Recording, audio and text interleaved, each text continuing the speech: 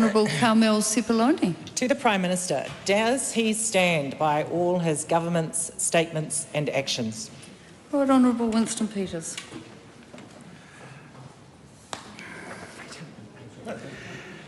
Well, obviously, in the context and with the usual caveats, yes.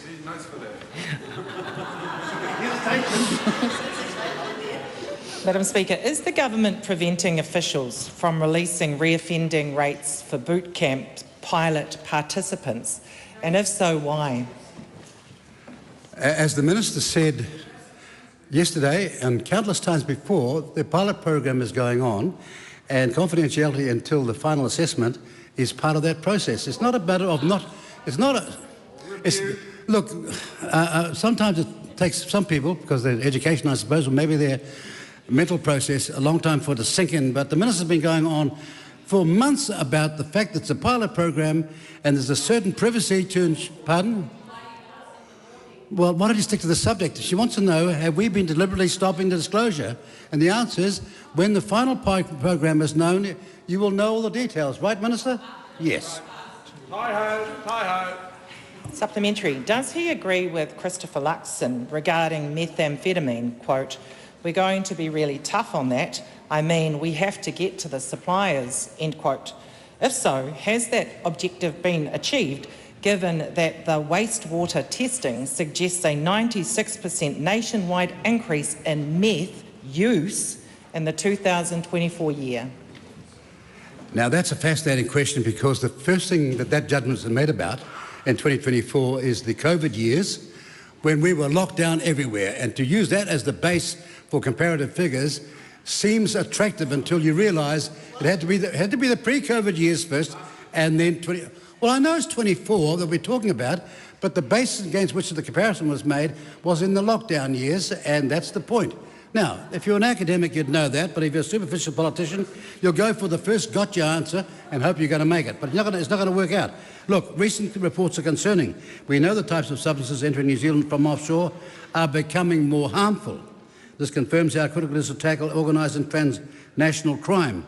We are intercepting more drugs offshore than ever before, and I work with international partners to stop these drugs getting here. The problem's got worse because of international engagement, but we're more seriously and more successfully engaged stopping it.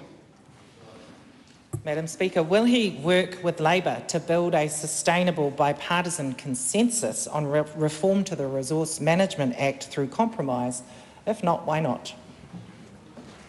The answer to that is, it's such great news that we asked that question. The answer is yes, as long as we get rational, sane cooperation.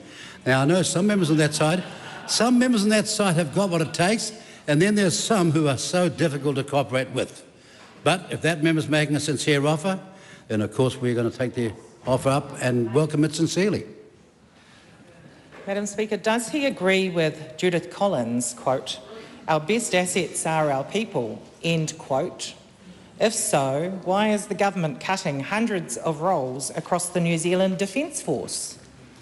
Well, it's very wise to agree with the Honourable Judith Collins, that's number one. And the numbers of 300 plus are demonstrably false. It's in fact 80, and possibly less even, as we go and work our way forward. But the real point is that the insinuation from those people up in the press gallery was immediately that we were cutting defence expenditure. That's bull dust. We're increasing it. Already we have, and we'll increase it into the future years. Does he stand by his statement regarding immigration settings from India? Quote, "We want to make sure that we're making it as easy and as frictionless as possible," end quote. If not, why not? Well, the answer to that is, of course, we want to make it as easy, as frictionless as possible, and for the most obvious reason. But remember, that does not mean we will not adopt the same sorts of strict policies, sensible policies, followed all over Asia and, dare I say it, India itself. Indeed, indeed. Madam Speaker, why is this government refusing to acknowledge its failings? With meth use almost doubling, unsustainable RMA reform, free trade agreements that may not even survive coalition negotiations, and a defence force that's been stripped to the bone. Well, I reject all of the background ill research and lack of foresight thinking behind that question, because everything that was said there was false. The reality is, unlike the last government, we're out to succeed. We will not always get it right, but we'll never stop trying, and not like the previous group, where the then Prime Minister at the time recently confessed that they had so many policies they hadn't worked their way through. You remember them? 54 million for cycleway over the Auckland Harbour Bridge. How could you get that far down? Light rail, 1.2 million. And I want to thank those members. They want to add to the list. Okay, I think we've come to the end of that question. Fail, Any more fail. questions? Quiet, please.